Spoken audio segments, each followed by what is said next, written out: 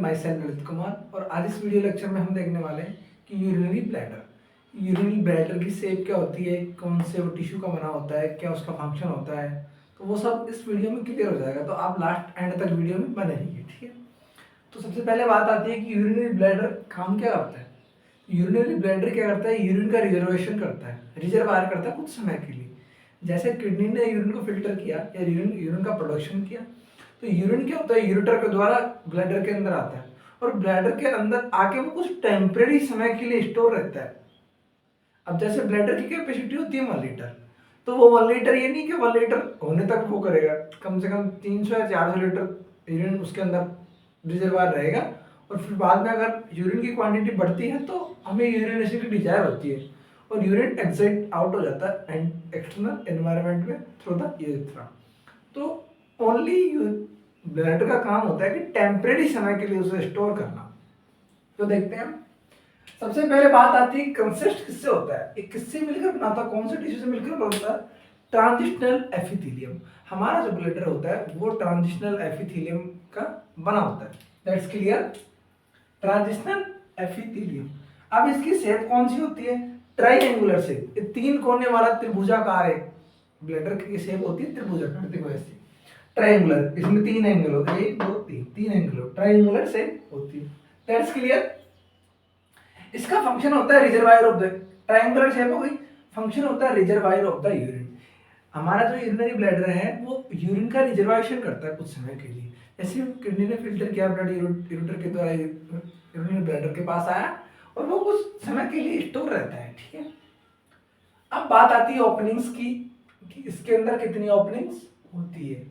तो हमारे urinary bladder के अंदर 3 ओपनिंग होती है।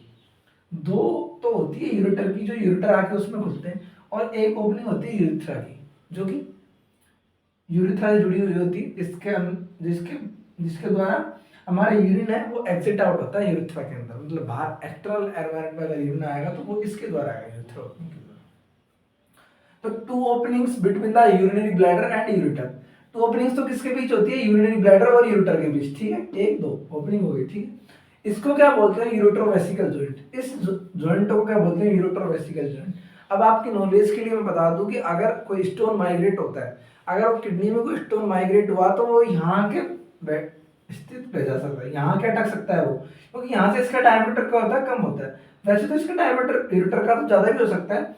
ये क्या होती है, टिश्यूज की बनी होती है तो फैल भी सकती है, लेकिन इस जॉइंट पे आकर इसका डायमीटर थोड़ा सा कम हो जाता है। तो सपोज दैट यहाँ पे कोई स्टोन बना तो वो यहाँ की माइग्रेट हो सकता है, यहाँ के चिपक सकता है। तो ऐसी कंडीशन आ सकती है कि यूरोट्रोपेसिकल जॉइंट पर आपको स्टोन देखने को मिल सकता है, अगर स्टोन की अगर समस्या है तो इस जॉइंट को क्या बोलेंगे, इन जॉइंट को क्या बोलेंगे, यूरोट्रोपेसिकल जॉइंट। संख्या में कितने को 2, क्योंकि यूरेटर 2 होती है, ठीक है। अब आती है टोटल ओपनिंग हमारी 3 होती है, तो 2 ओपनिंग तो हो गई यूरोट्रोपेसिकल ओपनिंग या जॉइंट, ठीक है। अब एक ओपनिंग आती है between the urinary bladder and urethra, ये वाली ओपनिंग। ये वाली ओपनिंग क्या करती है, यूरिनरी ब्लैडर और यूरिथ्रा के बीच में, तो इसको बोलते हैं यूरिथ्रल ओपनिंग या यूरिथ्रल जॉइंट बोलेंगे, ठीक है। इस ओपनिंग को बोलेंगे यूरिथ्रल ओपनिंग्स, ठीक है। हमारे यूरिनरी ब्लैडर की कैपेसिटी होती है 1 लीटर। 1 लीटर इसकी कैपेसिटी होती है।